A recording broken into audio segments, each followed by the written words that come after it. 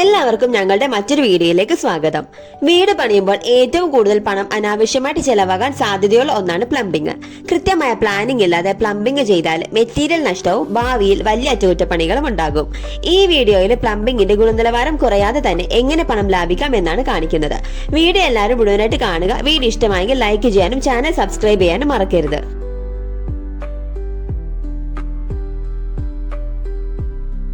ഈ ഒരു പ്ലാൻ ശ്രദ്ധിച്ചോ. ഇതിൽ കിച്ചൺ, ബാത്റൂം, വർക്ക് ഏരിയ എന്നിവ അടുത്തടുത്തായി വരുന്ന രീതിയിലാണ് വീട് ഡിസൈൻ ചെയ്തിരിക്കുന്നത്. ഇതിനെയാണ് ബാക്ക് ടു ബാക്ക് ഡിസൈൻ എന്ന് പറയുന്നത്. ഇത് പൈപ്പുകളുടെ ദൈർഘ്യം കുറക്കാനും പണം ലാഭിക്കാനും സഹായിക്കും. ഇനി നിങ്ങൾ ഈ പ്ലാൻ ശ്രദ്ധിച്ചോ.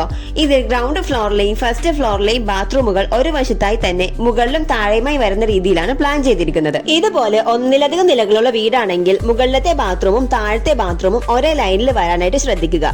പൈപ്പുകളുടെ എണ്ണം പകുതിയായി കുറക്കാൻ ഇത് സഹായിക്കും. പണി തുടങ്ങുന്നതിന് മുമ്പ് ഒരു പ്ലംബിംഗ് പ്ലാൻ തയ്യാറാക്കുക. ഇത് അനാവശ്യമായ വളവുകളും ജോയിന്റുകളും ഒഴിവാക്കാനായിട്ട് സഹായിക്കും.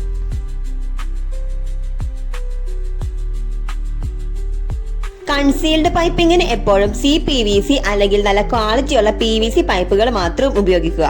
പുറത്തെ പൈപ്പുകൾക്ക് സാധാരണ PVC ആണെങ്കിലും മതിയാകും. എല്ലാത്തിനും വലിയ പരസ്യമുള്ള ലക്ഷറി ബ്രാൻഡുകൾക്ക് പിന്നാലെ പോകേണ്ടതില്ല.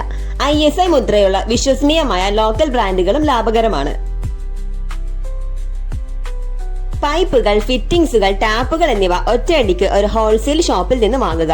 റീറ്റെയിൽ ഷോപ്പിനേക്കാൾ 10 മുതൽ 20% വരെ ലാഭം കിട്ടും.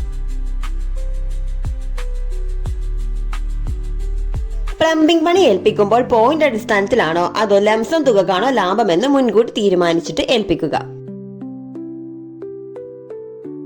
കൂലി കുറഞ്ഞ പ്ലംബറെ നോക്കാതെ നല്ല പണി അറിയാവുന്നവരെ ഏൽപ്പിക്കുക. തെറ്റായ പണി ഭാവിയിൽ ഭിത്തി പൊളിക്കാനും മറ്റും വലിയ ചെലവ് വരുത്തിവെക്കും. ഭിത്തിക്കുള്ളിൽ പോകുന്ന പൈപ്പുകൾക്കും വാൽവുകൾക്കും ഏറ്റവും നല്ല ക്വാളിറ്റി നൽകുക. എന്നാൽ പുറത്ത് കാണുന്ന ടാപ്പുകൾ, ഷവർ എന്നിവ നമുക്ക് പിന്നീട് മാറ്റാൻ എളുപ്പമുള്ളതിനാൽ ഇടത്തരം വിലയുള്ളവ തിരഞ്ഞെടുക്കാം. വലിയ വീടാണെങ്കിൽ എല്ലാ ബാത്റൂമിലേക്കും പ്രത്യേകം ലൈനുകൾ നൽകുന്നതിന് പകരം മെയിൻ ലൈനിൽ നിന്ന് ശാഖകളായിട്ട് തിരിക്കാം. ചുരുക്കി പറഞ്ഞാൽ പ്ലാനിംഗ് കൃത്യമായാൽ മെറ്റീരിയൽ കുറയും, അതോടെ ചിലവും കുറയും. ഇനി അവസാനമായിട്ടൊരു ടിപ്പ്. പണി കഴിഞ്ഞാലുടൻ പ്ലംബിംഗ് പൈപ്പുകളുടെ ഫോട്ടോ എടുത്ത് സൂക്ഷിക്കുക. ഇത് ഭാവിയിൽ ഡ്രില്ല് ചെയ്യുമ്പോൾ പൈപ്പ് പൊട്ടാതിരിക്കാനായിട്ട് സഹായിക്കും. ഇന്നത്തെ ഈ ഒരു കുഞ്ഞു വീഡിയോ നിങ്ങൾക്ക് ഇഷ്ടപ്പെട്ടെന്ന് വിചാരിക്കുന്നു. ഇഷ്ടപ്പെട്ടാൽ ലൈക്ക് ചെയ്യാനും ഞങ്ങളുടെ ചാനൽ സബ്സ്ക്രൈബ് ചെയ്ത് ബെൽ ബട്ടൺ എനേബിൾ ചെയ്യാനും മറക്കരുത്. അടുത്ത വീഡിയോയിൽ കാണാം. അതുവരെ എല്ലാവർക്കും ബൈ.